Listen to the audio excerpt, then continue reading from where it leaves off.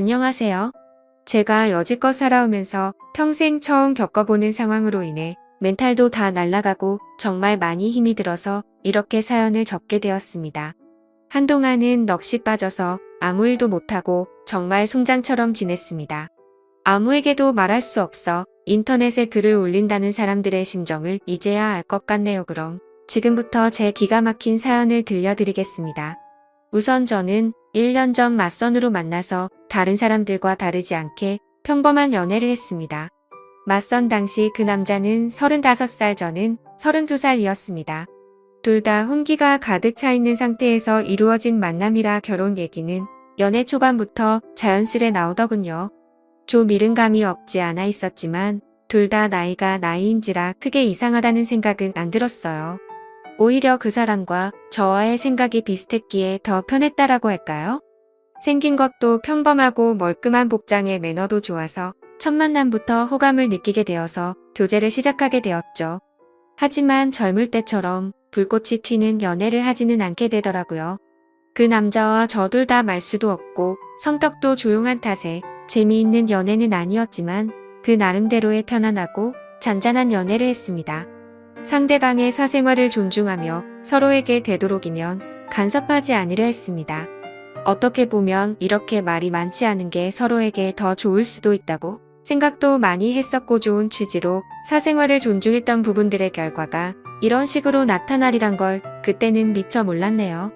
그 사람에 대해 더 알아야 했고 눈치채야 했던 것을 못 보고 지나간 제 자신이 정말 한심스러웠습니다. 아무튼 큰 다툼 없이 남들처럼 평범하게 연애를 이어왔었고 어느 날처럼 데이트를 하고 있던 하루였어요.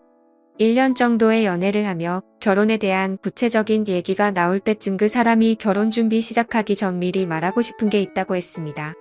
저를 만나기 전에 결혼을 하려고 했던 여자가 한 명 있었는데 그분과는 결혼까지 이어지지 못했다고 하더군요. 왜 헤어졌는지 이유가 무척이나 궁금했고, 또 이 사람이 굳이 이야기하지 않고 넘어가도 될 텐데 왜 이런 이야기를 나한테 꺼내나?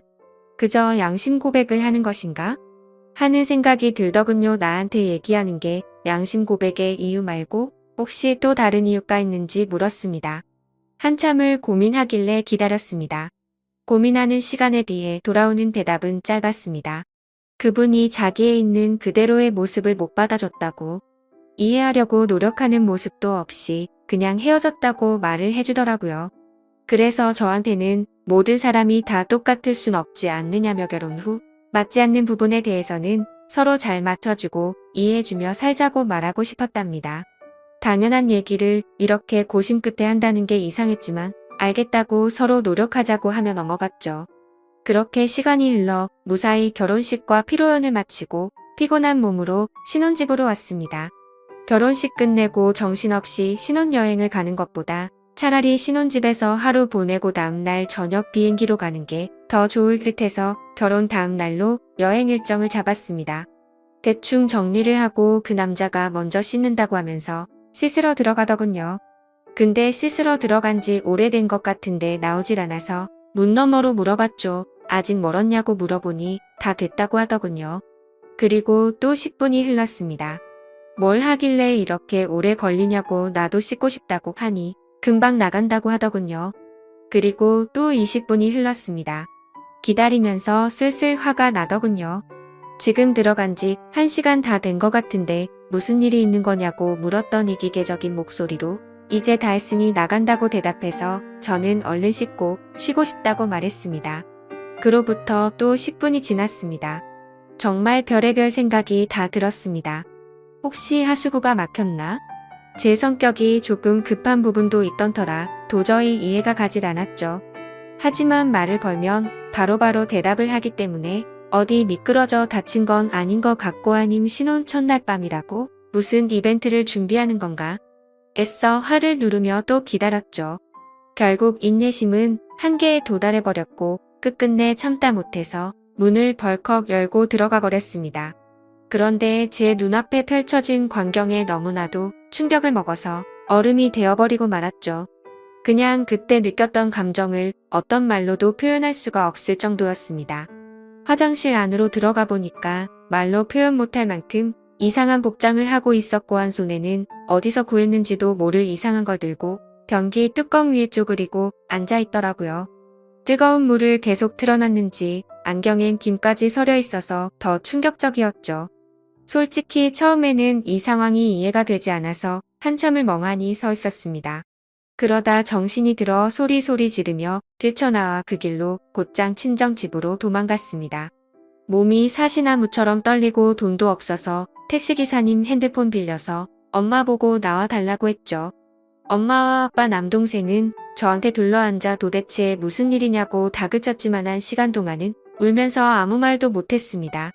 시간이 지나고 차츰 마음이 가라앉혀지고서야 일단 나를 보호해주는 가족과 같이 있다고 생각하니 조금 안정이 되더군요. 그때를 다시 생각하고 싶지 않았지만 정말 어렵게 그 상황과 그 얘기를 꺼냈습니다.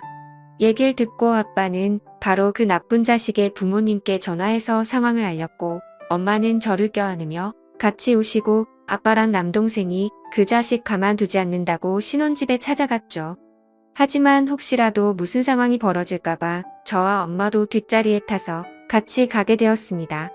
너무 무서워서 조심스레 문을 열었지만 신혼집에는 아무도 없던 상황이었고 그 집에 제 물건이 있는 것조차도 역겹다고 생각해서 대충 제 집만 챙겨서 다 같이 본가로 돌아가게 되었습니다.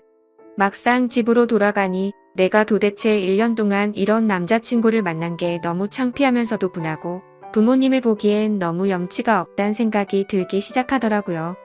결혼을 하기 전에 연애하면서 서로를 다 안다고 생각을 했었는데 그전에는 그 남자의 본성을 숨기고 있었나 봅니다. 아무것도 눈치채지 못한 제 자신이 정말 너무나도 한심합니다. 그 일이 있고 며칠이 지났는데도 아직 연락도 되지 않고 있고 아무런 조치를 취하지 못했네요. 혼인신고는 안 했지만 결혼식까지 올렸는데 말이죠. 정말 인생이 너무 허무하네요. 아무래도 제 인생에 있어서 결혼은 이뤄질 수 없는 꿈만 같은 일인가 봐요. 예전 남자친구도 제가 생각하지도 못한 짓거리로 상처를 주더니 정말 한숨만 나오고 이제는 가족들뿐만 아니라 친구들한테도 도저히 창피해서 당분간 혼자 지내야겠어요. 그리고 축의금이나 이런 것도 어떻게 해야 할지 도저히 감이 서지를 않습니다. 부모님께서는 그냥 놔두라고 말씀하시는데 하루도 채 안 되어서 이혼했다고 하면 사람들이 저를 어떻게 생각할까 싶어서 걱정입니다. 그냥 친척분들은 평생 한 번 오신 거라고 생각하고 주변 지인들과 친구 그리고 회사 직장 동료들한테는 축의금을 돌려주는 게 어떨까 생각하고 있습니다. 솔직히 저도 억울하다면 억울하고 제가 피해자니까 이해를 해주지 않을까 하는 생각인데 여러분들 생각은 어떠신가요? 휴, 정말 하루하루가 너무 답답하고 한숨만 늘어가고 이 상황을 빨리 잊고 지냈으면 하는 바람이 가장 클 따름입니다. 오늘까진 충격 속에서 송장처럼 보냈지만 내일은 변호사 만나서 법적으로 어떤 조치를 취할 수 있는지 알아보려 합니다. 제 사연을 읽어주셔서 감사드립니다.